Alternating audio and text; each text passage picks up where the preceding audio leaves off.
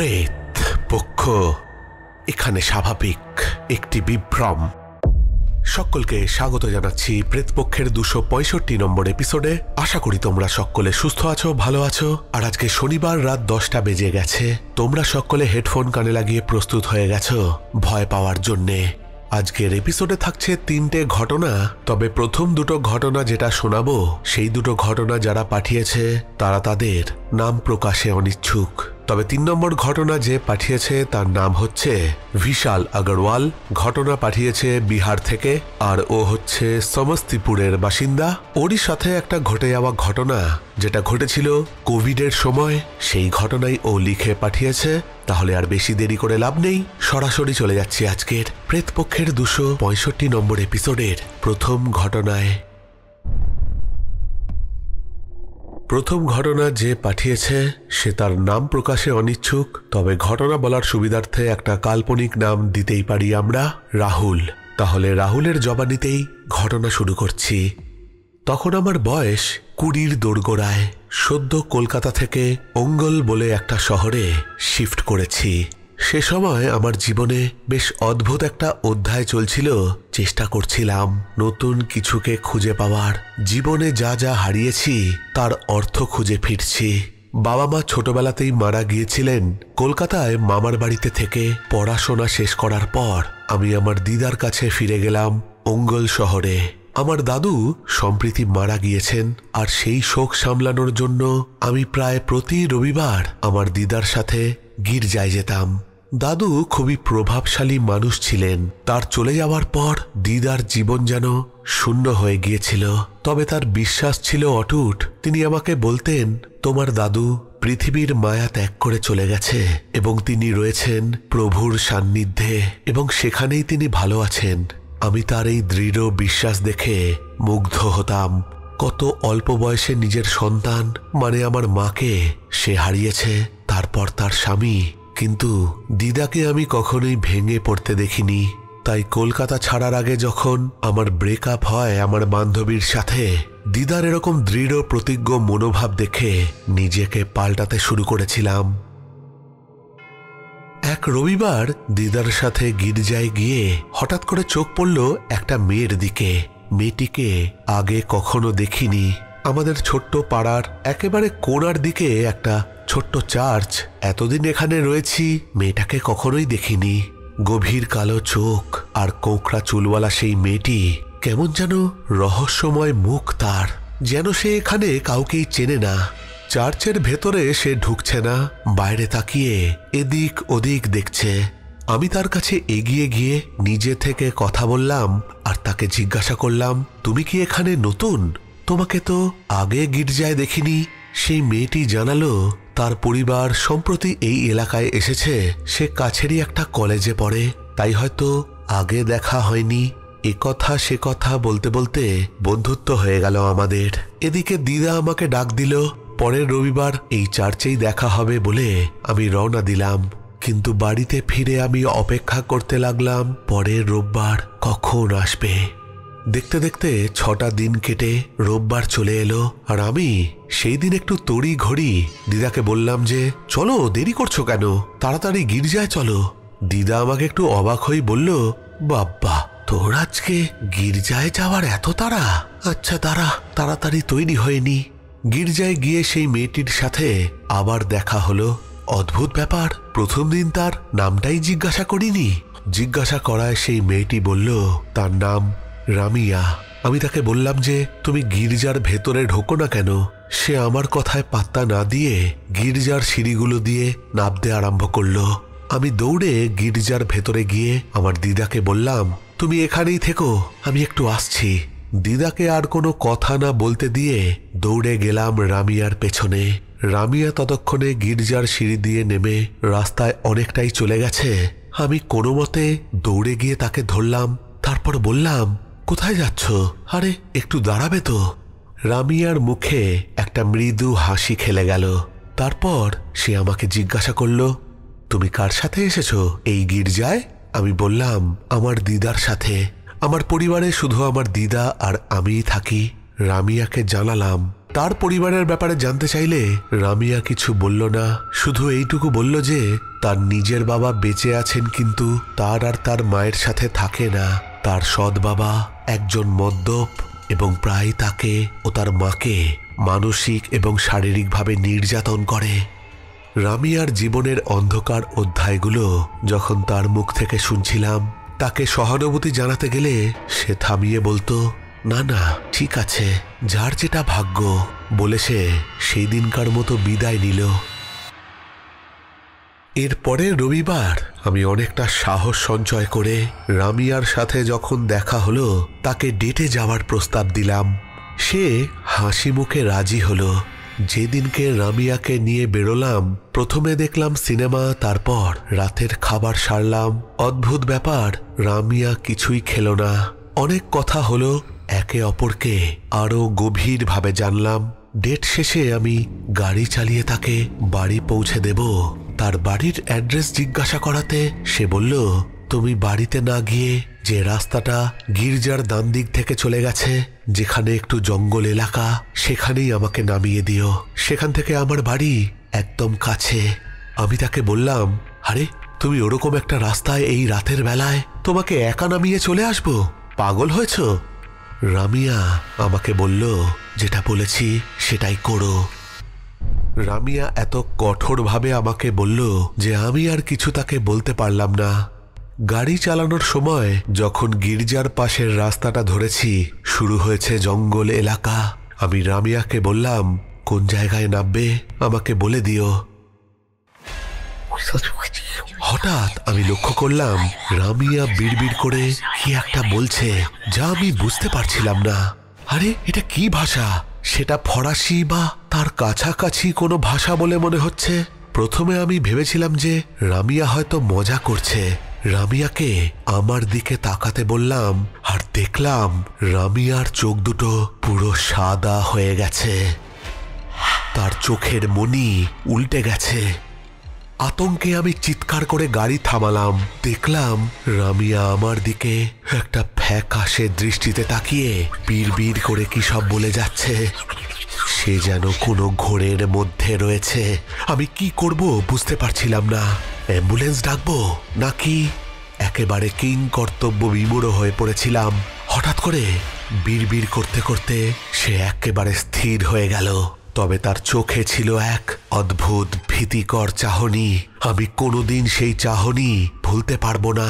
সে এক মুহূর্ত আমার দিকে তাকিয়ে রইল, তারপর হঠাৎ গাড়ির দরজা খুলে দৌড় লাগালো জঙ্গলের দিকে।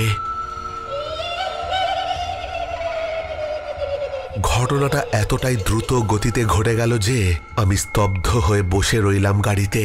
কিন্তু কি করব আমি বুঝতে পারলাম না। কয়েক মুহূর্ত পর আমি গাড়ি ঘুরিয়ে বাড়িতে ফিরে আসি। বাড়িতে ফিরতে অনেকটাই রাত হয়ে যায়। আমি আমার দিদাকে এসে সমস্ত ঘটনা খুলে বলি। দিদা আমাকে বলে, চার্চে তুমি যে মেয়েটার সাথে কথা বলতে, কোথায়?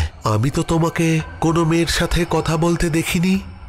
আমি দিদাকে বললাম, যেদিন আমি বললাম যে তুমি চার্চে দাঁড়িয়েও আমি একটু ঘুরে আসছি, তুমি দেখোনি সেদিন? আমি তো রামিয়ার সাথে কথা বলছিলাম। দিদা বলল, কে? রামিয়া?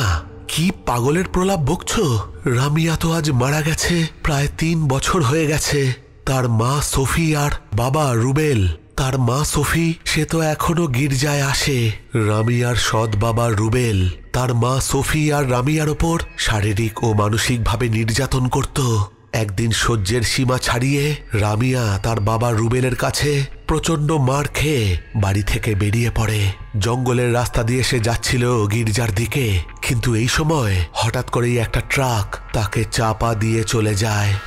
এটা অ্যাক্সিডেন্ট নাকি আত্মহত্যা সেটা জানা যায়নি। আমি দিদার দিকে হতবাক হয়ে তাকিয়ে রইলাম। আমি খালি দিদাকে বললাম, না না, এটা হতে পারে না। তুমি কি বলছো? রামিয়া মারা গেছে এত বছর? তার কি যে বলো। না না, তুমি ভুল বলছো, হতে পারে না। আসছে রবিবার রামিয়ার সাথে আবার দেখা হবে। আমি জানি, তুমি দেখো, তুমি দেখতে পাবে। দিদা আমাকে বলল, রাহুল, কোনো রামিয়া নেই, রামিয়া মারা গেছে। পরের দিন সকালে দিদা আমাকে চার্চে নিয়ে যান ফাদারের কাছে আর সমস্ত ঘটনা জানান। ফাদার আমাকে হোলি ওয়াটার দিয়ে শুদ্ধিকরণ করে দেন। পরের রবিবার রামিয়াকে আমি আর চার্চের বাইরে দেখতে পাইনি। আমার সাথে এই কদিন কি যে ঘটে গেল সে প্রশ্নের উত্তর আমি হয়তো কোনো দিনই পাব না।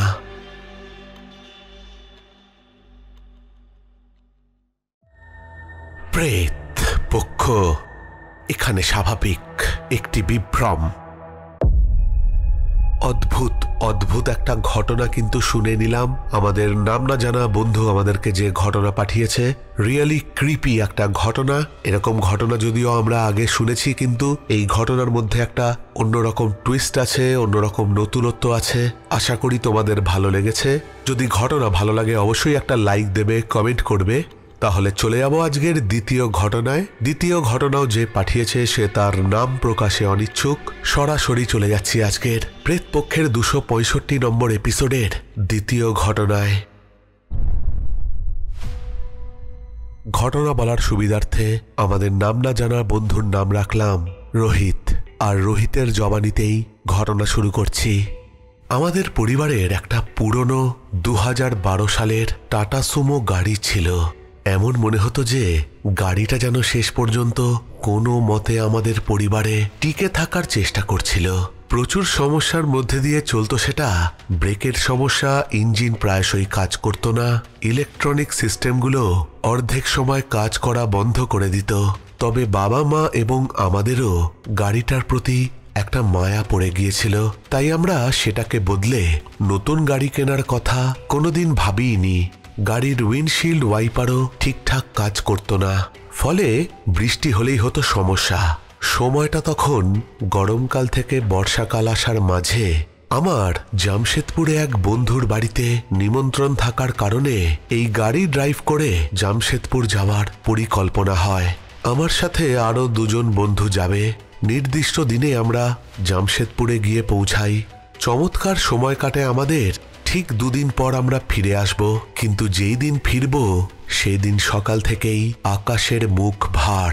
আমার সেই বন্ধু যাদের বাড়িতে আমি নিমন্ত্রণ রক্ষা করতে গিয়েছিলাম, তারা আমাকে বলল এই দুর্যোগের দিনে বাড়ি না ফিরলেই নয়, আজকের দিনটা থেকে গিয়ে কাল ফিরলেই ভালো। কিন্তু আমার এক জরুরি কাজ থাকার কারণে আমাকে সেই দিনই ফিরতে হবে। আর আমার সাথে থাকা বাকি 2 জন বন্ধুরও বাড়ি ফেরাটা অত্যন্ত জরুরি। তাই আমরা 3 জনই বেরিয়ে পড়লাম আমাদের বাড়ির উদ্দেশ্যে। সময়টা তখন বিকেল 5টা। গাড়ি স্টার্ট করে হাই রোডে পড়েছি। শুরু হলো টুপটাপ বৃষ্টি, মোটা মোটা দানা। আর আমি ভাবলাম এই বৃষ্টি ঠিক আছে, কিন্তু মুষলধারে বৃষ্টি পড়লেই বিপদ। কেননা আমাদের সঙ্গে যে গাড়ি রয়েছে সেটা আমাদের সেই পুরনো টাটা সুমো গাড়ি, যার উইন্ডশিল্ড ওয়াইপার বৃষ্টির সময় কাজ করে না।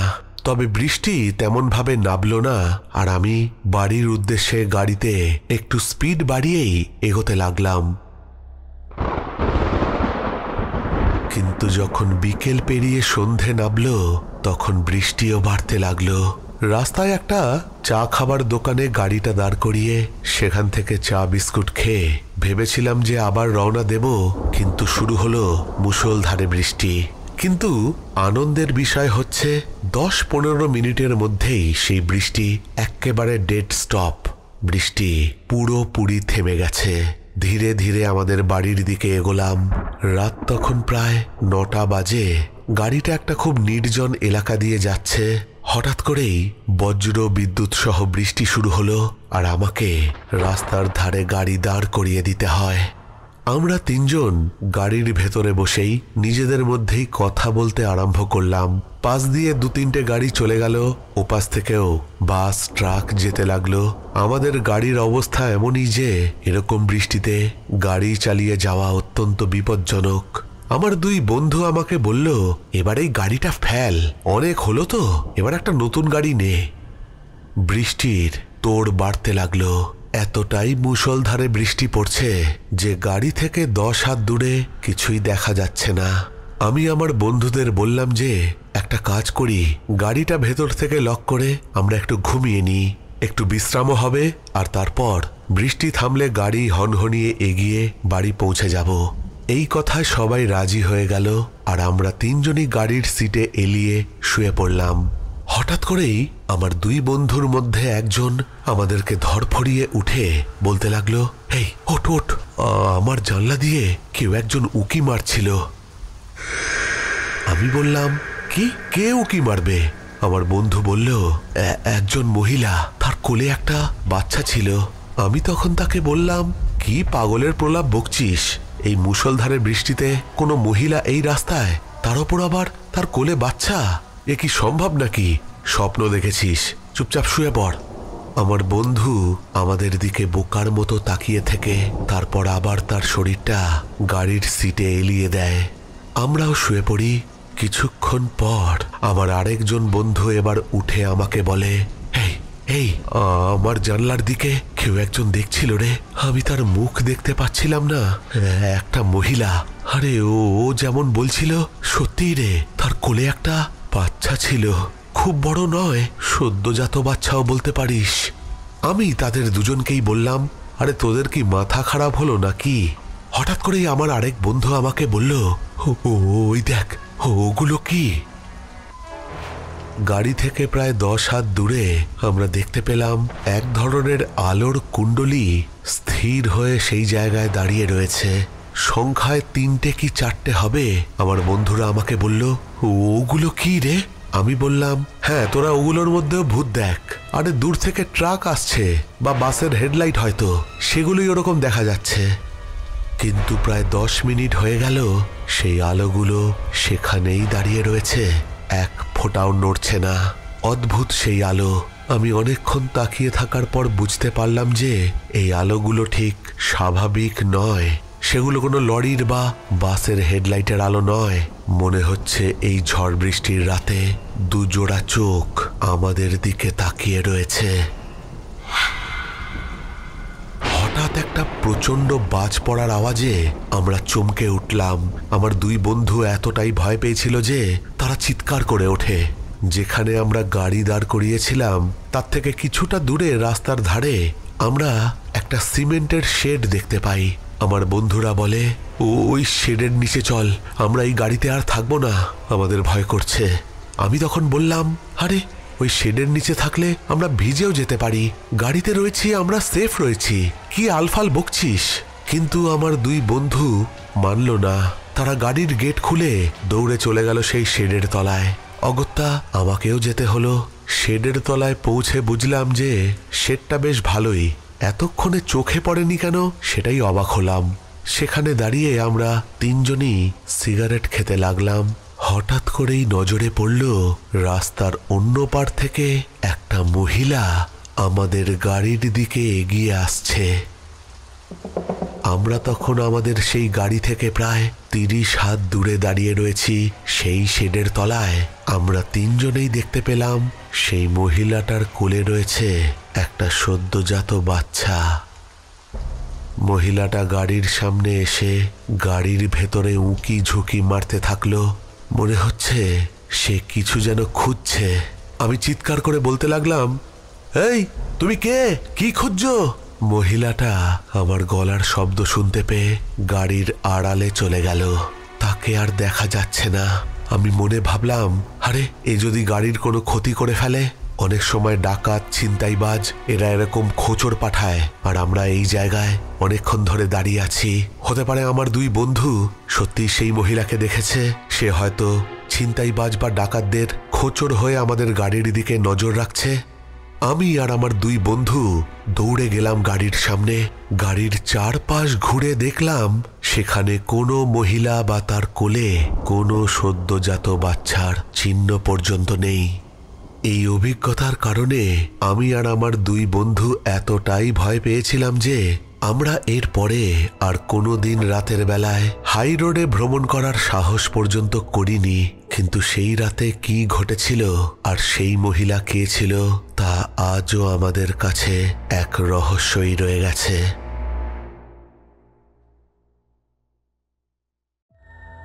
প্রেত পক্ষ এখানে স্বাভাবিক একটি বিভ্রম। অদ্ভুত অদ্ভুত একটা সুন্দর ঘটনা শুনলাম আমরা। তোমরা হয়তো ফিল করতে পেরেছো এইসব ঘটনা আরো এনজয় করা যায় যখন তুমি নিজেকে ভেবে নেবে যে তুমি সেই ঘটনাস্থলে উপস্থিত। তাহলে দেখবে এইসব ঘটনার একটা অন্য রকম রোমাঞ্চ আসে। চলে যাবো আজকের 3 নম্বর ঘটনায়। তবে তোমরা কমেন্ট করে জানাবে যে তোমাদের এই ঘটনা কেমন লেগেছে। আজকের 3 নম্বর ঘটনা যে পাঠিয়েছে তার নাম বিশাল আগরওয়াল। বিশাল বিহারের সমস্তিপুরের বাসিন্দা। একটা ঘটনা তার সাথে ঘটে গিয়েছিল কোভিডের সময়, এবং সেই ঘটনা ঘটাকালীন শুধু সে একা ছিল না, তার সঙ্গে ছিল তার বান্ধবী। তার নাম সে এখানে উল্লেখ করতে চায়নি। এবং অদ্ভুত ব্যাপার হচ্ছে এটাই যে ঘটনাটা কোথায় ঘটেছিল সেটাও কিন্তু বিশাল এই জায়গায় গোপন করেছে। তবে তাতে ঘটনার গুণমানের কোনো রকম পরিবর্তন হয়নি। তাই বেশি দেরি না করে চলে যাচ্ছি আজকের প্রেতপক্ষের 265 নম্বর এপিসোডের তৃতীয় এবং শেষ ঘটনায়। আমার নাম বিশাল। ঘটনাটা ঘটেছিল আমার এবং আমার বান্ধবীর সাথে কোভিডের সময়। তখন আমার বয়স 18 বছর। আমার এবং আমার বান্ধবীর একটা অদ্ভুত অভ্যাস ছিল ভুতুড়ে জায়গা অন্বেষণ করা। আমি সহজে ভয় পাই না এবং আমার এই বান্ধবীও ডানপিটে প্রকৃতির। তাই ভুতুড়ে এবং পরিত্যক্ত জায়গায় যাওয়াটা বেশ রোমাঞ্চকর ছিল। কোভিডের সময়তে যেহেতু আমাদের দেখা সাক্ষাৎ হচ্ছে না, লকডাউন কিছুটা শিথিল হয়েছে, তো আমরা ঠিক করলাম যে আমরা কয়েকজন বন্ধু মিলে একদিন রাত কাটাবো, সিনেমা দেখবো, খাওয়া দাওয়া করব, একটু আনন্দ ফুর্তি করবো আর কি, কিন্তু ডিস্টেন্স বজায় রেখে। আমরা আমাদের বাড়ি থেকে প্রায় 15 কিলোমিটার দূরে আরেক বন্ধুর বাড়িতে রাত্রিবাস করব বলে ঠিক করি। সেই বন্ধুর বাড়িতে পৌঁছে আমাদের বেশ ভালো সময় কাটলো। তবে যে বন্ধুর বাড়িতে আমরা গিয়েছিলাম সেই বন্ধু আমাদেরকে বলল যে তাদের বাড়ি থেকে কিছুটা দূরে একটা পার্ক আছে, রাত হলে সেখানে পুলিশ ঢুকতে দেয় না। সেই পার্কটা নিয়ে নাকি একটা ভয়ঙ্কর ঘটনা প্রচলিত আছে। একটি মেয়েকে নাকি এই পার্কের ভেতরে নৃশংসভাবে খুন করা হয়েছিল, আর আরেকজন ব্যক্তিকে এই পার্কের ভেতরে গুলি করা হয়েছিল। মানে 2 জন ব্যক্তির অপঘাতে মৃত্যু ঘটেছে এই পার্কে। এবং এমনও নাকি শোনা যায় সেই 2 জনের অতৃপ্ত প্রেতাত্মা সেই পার্কে আজও ঘুরে বেড়ায়। এই কথা শুনে আমি আর আমার বান্ধবী তো লাফিয়ে উঠলাম। আমরা ঠিক করলাম যে সেই দিন রাতে আমরা সেই পার্কটায় যাব। সকলে বারণ করলো আমাদের সেই পার্কে যেতে, কিন্তু আমরা মানার পাত্র নই। আমার কাছে একটা জোরালো ফ্ল্যাশ লাইট সবসময় থাকতো। রাত 3টের সময় আমি আর আমার বান্ধবী মুখে মাস্ক পরে সঠিক প্রিকশন নিয়ে বেরিয়ে পড়লাম সেই পার্কের উদ্দেশ্যে। রাস্তাটা আমি আমার বন্ধুর থেকে চিনেই নিয়েছিলাম।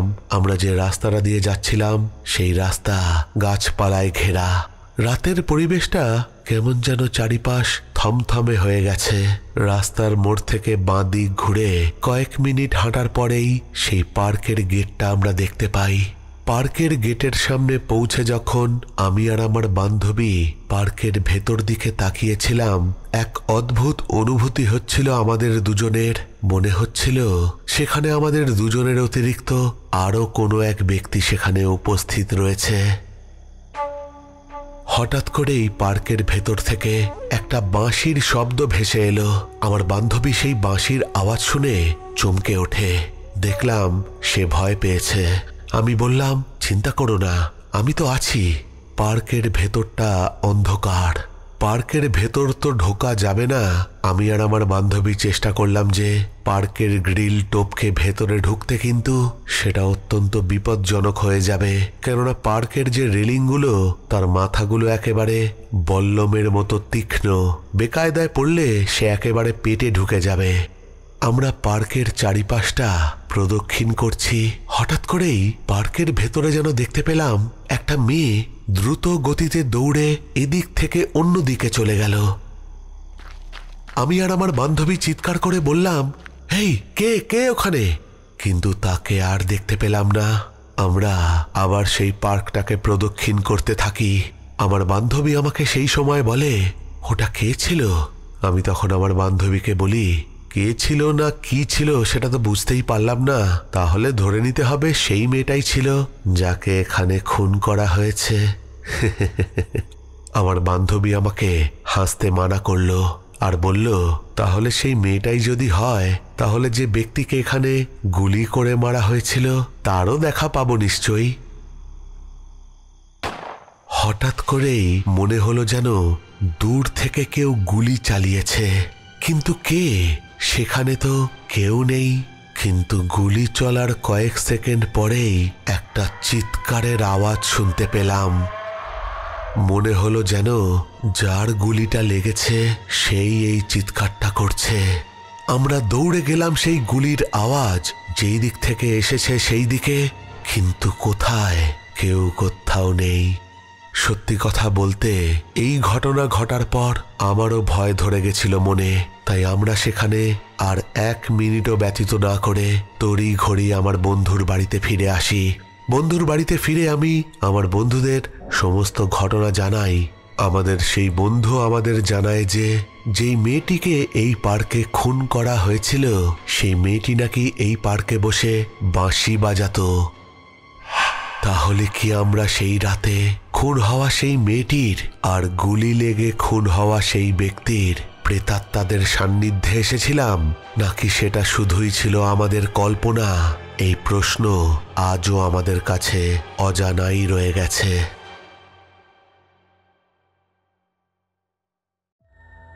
প্রেত পক্ষ এখানে স্বাভাবিক একটি বিভ্রম। বিশাল একটা অদ্ভুত ঘটনা পাঠিয়েছে। আমার কিন্তু বেসিক্যালি ঘটনাটা বেশ ভালো লেগেছে। একটা ইউনিক ঘটনা। কোভিডের টাইমের এরকম ভৌতিক ঘটনা অনেক দিন পর এলো। কোভিডের টাইমের আরেকটা ঘটনা আমাদের চ্যানেলে অলরেডি রয়েছে, তোমরা যারা শোনোনি অবশ্যই শুনে নেবে।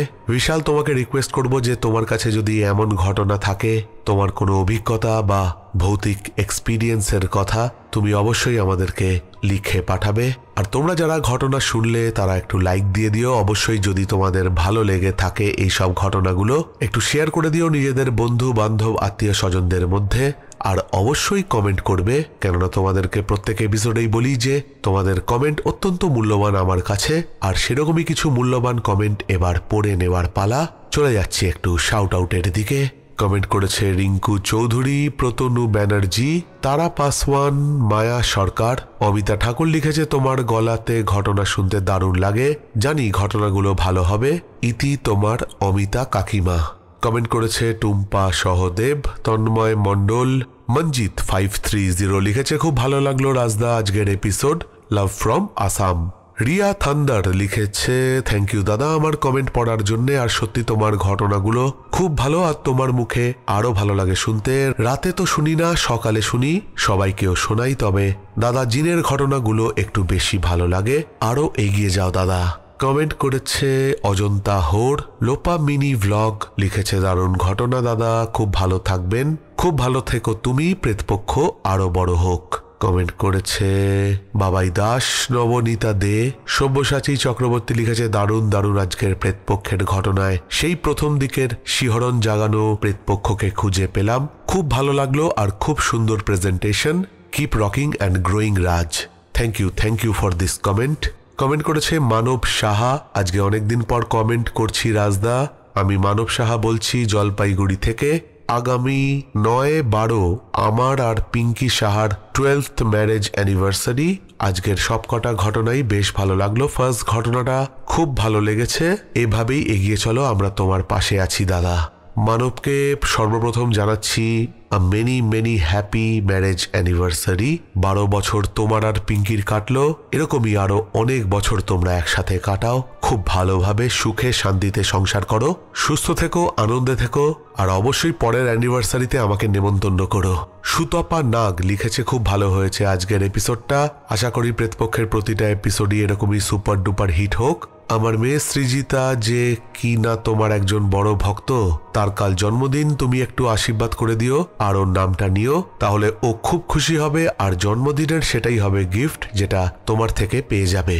Many happy Returns of the day Srijita, তোমাকে অনেক অনেক ভালোবাসা, এবং তুমি অনেক দিন ধরে তোমার মায়ের সাথে আমাদের ঘটনা শুনছো, এবং তোমার মায়ের কাছে এটাও শুনেছি যে তুমি আমার ঘটনা না শুনলে ঘুমাও না। তোমাকে অনেক অনেক ভালোবাসা, তুমি অনেক বড় হও। কমেন্ট করেছে শ্যাডো ওয়ারিয়ার, সুদেশনা সিনহা রয়, শ্যামল মিত্র, রিয়া সর্দার, বিজলি বিশ্বাস, চুমকি ঘোষ, নো ওয়ান। মোহাম্মদ মঞ্জু লিখেছে খুবই ভালো লাগছে ভাই, আমি গাজীপুরের ছেলে, ঢাকা বাংলাদেশ থেকে। কমেন্ট করেছে সাগর আর একলা পথের পথিক রে ভাই। এই সব কটা কমেন্টই এসছে ট্রেনে কাটা পড়ে মৃত একটা লোকের ফিরে আসার ঘটনা প্রেতপক্ষের 263 নম্বর এপিসোডকে উদ্দেশ্য করে। তাহলে আজকের মতো এখানেই শেষ করছি। ফিরে আসবো পরের সপ্তাহে নতুন কোনো ঘটনা নিয়ে। ততক্ষণের জন্য তোমরা সকলে ভালো থেকো। Love you all. টাটা।